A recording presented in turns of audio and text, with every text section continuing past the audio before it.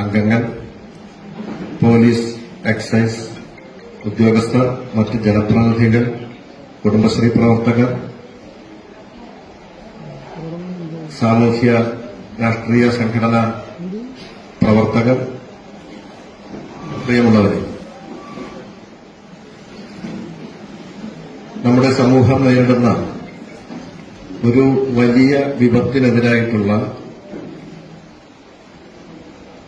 പ്രതിരോധ പ്രവർത്തനങ്ങൾ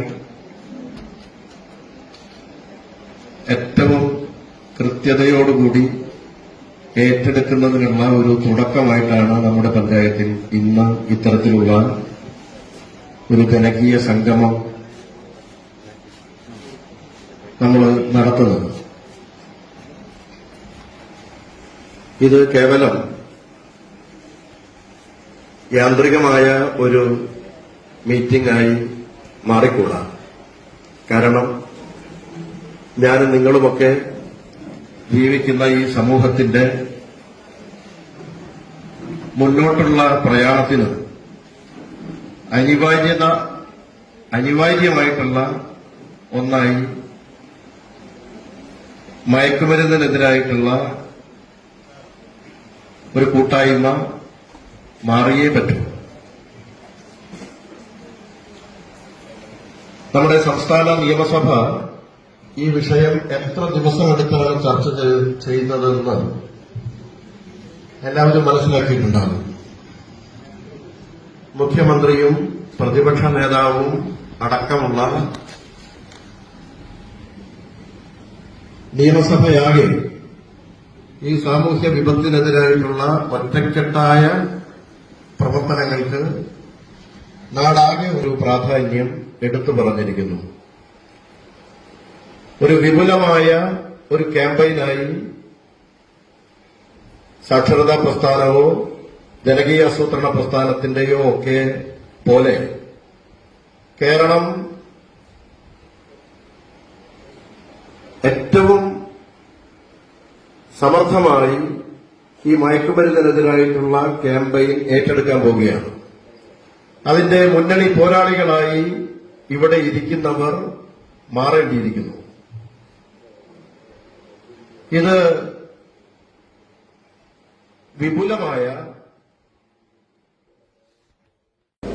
നമ്മളെ ഈ ലഹരി വിമുക്ത നാടിന് വേണ്ടിയിട്ട് നമ്മുടെ പഞ്ചായത്തും അതുപോലെ തന്നെ നമ്മുടെ ലഹരി വിമുക്ത കോർഡിനേറ്ററും എല്ലാവരും കൂടി സംഘടിപ്പിച്ച ഈ യോഗത്തിലെത്തിയ എല്ലാവർക്കും ഞാൻ നന്ദി പറയുകയാണ്.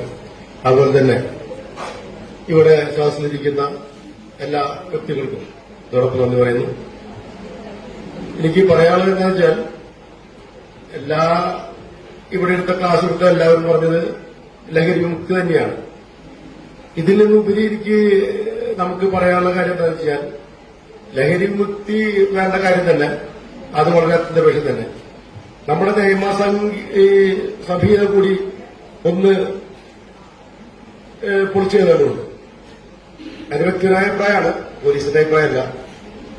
നമ്മള് പോലീസും എക്സൈസും കഷ്ടപ്പെട്ട് ഈ ഉപയോഗിക്കുന്നവരെയും വിൽക്കുന്നവരെയും പിടികൂടി പോലീസും എക്സൈസും ഓഫീസുകളിൽ എത്തുന്നതിന് മുമ്പ് ഈ ഉപയോഗിച്ചവരും അതുപോലെ തന്നെ ഇത് വിൽക്കപ്പെടുന്നവരും അവരുടെ വീടുകളിലും വീണ്ടും ഈ കുൽസിത പ്രവർത്തനങ്ങളിൽ ഏർപ്പെടുന്നുണ്ട്. അതിനു വേണ്ടിയിട്ട് നമ്മളെ ഈ പഞ്ചായത്തിലൊക്കെ ഇങ്ങനെ ഒരു നല്ലൊരു സർക്കാരിന്റെ ഉദ്യമത്തോടുകൂടിയുള്ള ഈ സംരംഭങ്ങൾ ഒന്നുകൂടി, പിന്നെ നമുക്ക് ക്ലാസ് എടുത്ത അഡ്വക്കേറ്റ് ഒക്കെയുണ്ട്, ഇവരെല്ലാം ഇതിന്റെ നമുക്ക് പോയി പറയാൻ പറ്റില്ല, പോലീസിനോ എക്സൈസിനോ പറയാൻ പറ്റില്ല. ഈ കൂട്ടായ ഈ ജനകീയ വേദികൾ ഉൾപ്പെടുന്ന സംഘടനകളാണ് ഇത് മേൽസ്ഥാനങ്ങളിലേക്കും അതുപോലെ തന്നെ നമ്മുടെ രാഷ്ട്രീയ പ്രവർത്തനങ്ങളിലേക്ക് എത്തിക്കുന്നത്. ഞാൻ ഇപ്പോ ഈ അടുത്ത് കൈപ്പുറം പോലീസ് സ്റ്റേഷനിൽ 1.5 കിലോ കഞ്ചാവ് പിടിച്ചു. അത് ബീഹാർ സ്വദേശികളാണ്. അതിലുള്ള നൂലാമാലകൾ അയച്ചു തീർക്കാൻ വേണ്ടിയിട്ടാണ് ഇന്ന് നമ്മുടെ CA അദ്ദേഹം ഇവിടേക്ക് വരാണ്ടിരുന്നത്. അദ്ദേഹം നന്നായിട്ടായിരുന്നു. ഞാനിത് ഇതുമായി ബന്ധപ്പെട്ട് സംസാരിക്കുന്നതിന് വേണ്ടി civil excise officer Shri Dilshad അവരുടെ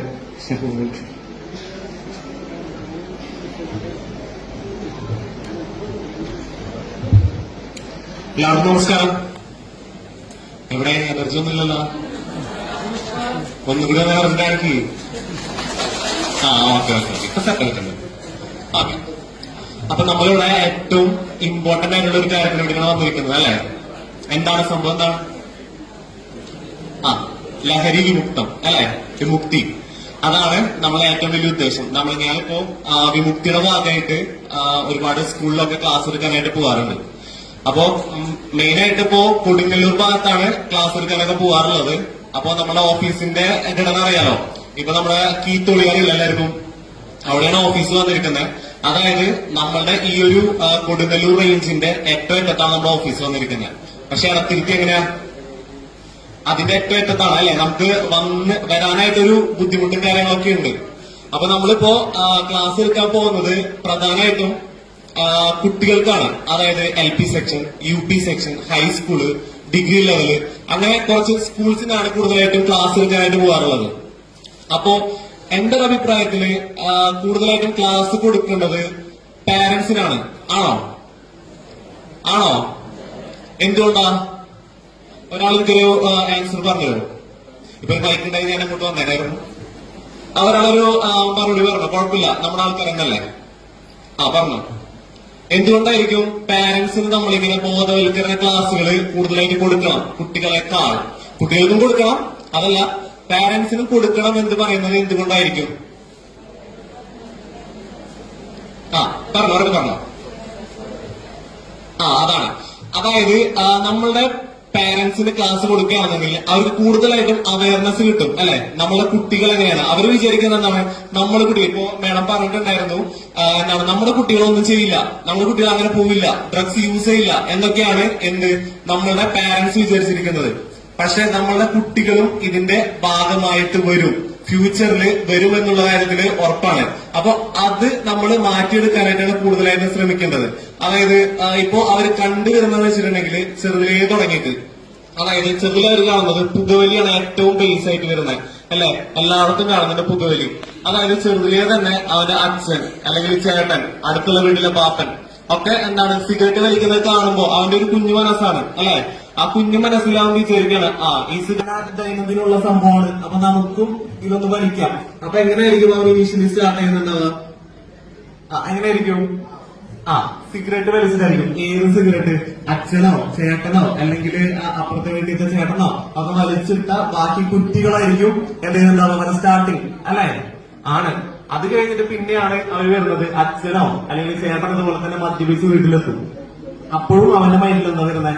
അച്ഛൻ മദ്യപിക്കുന്നില്ല, അപ്പൊ പിന്നെ എനിക്ക് എന്താ ആയിക്കൂടെ? അതുപോലെ തന്നെയാണ് മാധ്യമങ്ങൾ. നമ്മൾ ഫിലിംസ് കാണുമ്പോ ഇപ്പൊ ഒരുപാട് ഫിലിമുണ്ട്. ആവേശം, പിന്നെ ഏതാണ് നമ്മളുടെ ഒരു എക്സാമ്പിൾ പറഞ്ഞ നമ്മളെ ഏതാണ് ഈ ഉണ്ണിമുഖത്തിന്റെ പടം ഏതായിരുന്നു? മാർക്കോ. കണ്ടോ എല്ലാരും? അടിപൊളിയാ. ഇതുപോലത്തെ ഫിലിംസ്, അതായത് നല്ല പടങ്ങളാണ്. പക്ഷെ എന്താണ് അതില് കൂടുതലായിട്ട് പ്രോത്സാഹിപ്പിക്കുന്നത്? എന്താ? അക്രമങ്ങളൊക്കെയാണ്.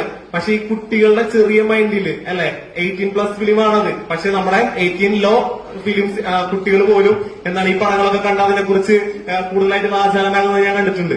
അപ്പോ അതിലൊക്കെ വരുന്നതെന്ന് വെച്ചിട്ടുണ്ടെങ്കിൽ അക്രമങ്ങളൊക്കെ കണ്ടിട്ടാണ് കുട്ടികൾ വളരുന്നത് അല്ലെ. അപ്പോ അവരുടെ മൈൻഡിൽ എന്തായിരിക്കും? ഇതൊക്കെ തന്നെ ഒന്ന് പയറ്റി നോക്കാം. നമ്മുടെ ഹീറോസ് ഇതൊക്കെ ചെയ്യുന്നുണ്ടല്ലോ, അപ്പൊ നമുക്ക് എന്താ ചെയ്താൽ എന്നുള്ളൊരു മെന്റാലിറ്റി അവരുടെ മൈൻഡിൽ വരും. അപ്പൊ നമ്മൾ രക്ഷിതാക്കൾ എന്താ ചെയ്യുന്നത് വെച്ചിട്ടുണ്ടെങ്കിൽ ഇങ്ങനെ കുട്ടികൾ ഈ ലഹരിയുടെ ഭാഗത്തിൽ, കാരണം പണ്ടത്തെ പോലെയല്ല, വീട്ടിൽ ആളുകളില്ല. പണ്ട് വീട്ടിലെല്ലാവരും എത്രയോ വർത്തമാനം പറഞ്ഞിരുന്നു. ഇപ്പൊ വർത്തമാനം ഉണ്ടോ? അല്ലേ? പണ്ട് കളിക്കാൻ പോകുമ്പോ, കുളിക്കാൻ പോകുമ്പോ, അലക്കാൻ പോകുമ്പോ, നടക്കാൻ പോകുമ്പോ, ഉറങ്ങാൻ എടുക്കുമ്പോ എല്ലാവരും കൂടി ഒന്നിച്ച് വർത്തമാന പെരുമഴയായിരുന്നു നമ്മുടെ വീട്ടിൽ. ഇപ്പൊ കഴിഞ്ഞ ദിവസം ഞാനൊരു ക്ലാസ് എടുക്കാൻ കുടുംബശ്രീ ചെന്നപ്പോ അവിടുത്തെ അമ്മമാര് പറഞ്ഞത്, ഭർത്താവ് ആകെ 2 വാക്കാ പറഞ്ഞത്. ചോറ് എന്താ പോണിട്ട. നമ്മുടെ വീടിങ്ങനെ അധപ്പതിക്കുകയാണ്. സംസാരമില്ലാതെ, സമ്പർക്കമില്ലാതെ, പരസ്പരം കാണാതെ. ചില വീട്ടിൽ ചെല്ലുമ്പോ മോനെവിടെ? അവിടെ മോളിലുണ്ട്. മോളെവിടെ? അപ്പുറത്തെ മുറിയിലുണ്ട്. അമ്മ എവിടെ? ഇപ്പുറത്തെ മുറിയിലുണ്ട്. ഓരോരുത്തരുടെ മുറികളിലായി ഓരോ ലോകങ്ങൾ സൃഷ്ടിക്കപ്പെടുകയാണ്. ഇതിന്റെ പരിണതിയൊക്കെയാണ് കുട്ടികൾക്കിപ്പോ കളിക്കാൻ ഇടങ്ങളില്ല, കളിക്കാൻ കൂട്ടുകാരില്ല, കളിക്കാൻ അവസരങ്ങളില്ല. അതുകൊണ്ട് അവർക്ക് അടിച്ചു പൊളിച്ച് മുന്നേറണം. അതിനെന്താണ് വഴി? വിദ്യാലയത്തിലാണെങ്കിൽ അതിലും ഭീകരമാണ് പലയിടത്തെയും അവസ്ഥ. കുട്ടികളെ കളിക്കാൻ സമ്മതിക്കുന്നില്ല. ഉള്ള PT പീരീഡ് മുഴുവൻ വന്ന് അധ്യാപകർ ക്ലാസ് എടുക്കുന്നു. അങ്ങനെ അവർക്ക് നമുക്ക് തിരിച്ചു കൊടുക്കണം പഴയ ബാല്യകാലം. അതാണ് നമ്മുടെ ഈ ക്യാമ്പയിന്റെ ഒരു പ്രധാനപ്പെട്ട ലക്ഷ്യം. ഞാൻ സൂചിപ്പിച്ചു വരുന്നത്, നമ്മുടെ മണ്ഡലത്തിൽ ഒരു ബൃഹത്തായ ജനകീയ കമ്മിറ്റി ഉണ്ടാക്കിയിട്ടുണ്ട്. അതിന്റെ തുടർച്ചയാണ് ഇന്ന് പഞ്ചായത്തിൽ ഉണ്ടാക്കിയ ഈ കമ്മിറ്റി. ഈ കമ്മിറ്റിയുടെ ഭാഗമായി മരുന്നുകൾക്കെതിരെയാണ് ആദ്യത്തെ യുദ്ധപ്രഖ്യാപനം. തുടർന്ന് ഓരോ ലഹരികളെയും നമുക്ക് ഇല്ലാതാക്കി കൊണ്ടുവന്നു.